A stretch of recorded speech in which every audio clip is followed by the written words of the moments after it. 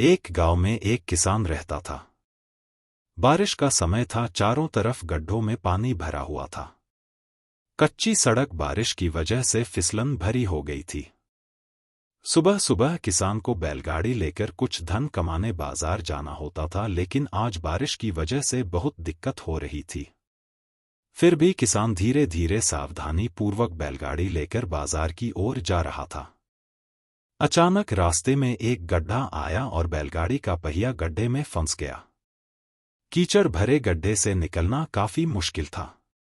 बैल ने भी अपनी पूरी ताकत लगाई, लेकिन सफलता नहीं मिली। किसान परेशान हो उठा। उसने चारों तरफ नजर घुमाई, लेकिन खराब मौसम में दूर दूर तक कोई नजर नहीं आया। किसान सोचने लगा कि किससे मदद मांगे, कोई इंसान दिखाई ही नहीं दे रहा।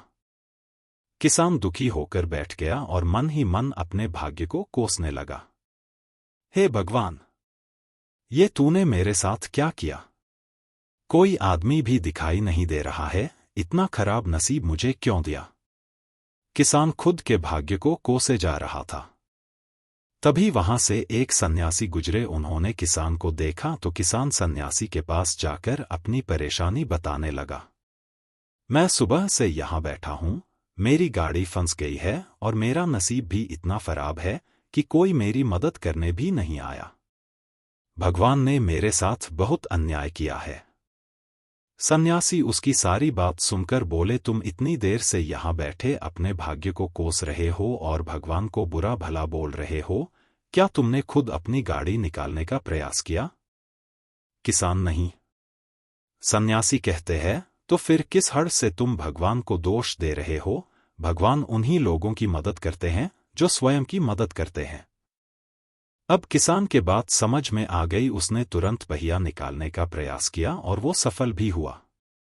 तो मित्रों, हम में से ज्यादातर लोग उस किसान की ही तरह हैं जो खुद कुछ नहीं करना चाहते और हमेशा अपने भाग्य और दूसरे लोगों को कोसते रहते हैं।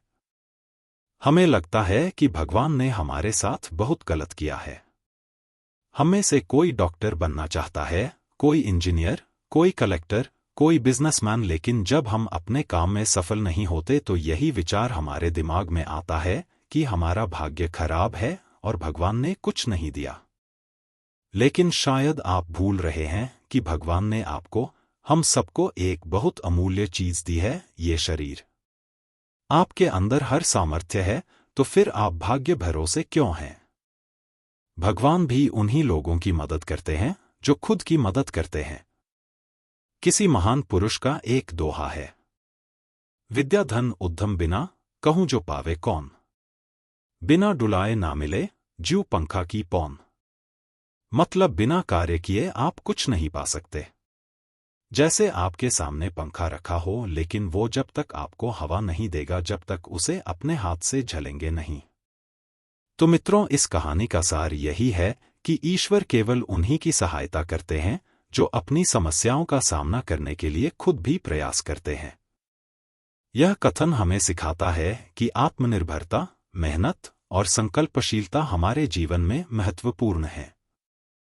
तो आओ आज मिलकर एक साथ शपथ लेते हैं कि कभी अपने भाग्य को नहीं कोसेंगे और स्वयं ही अपने कर्णधार बनेंगे।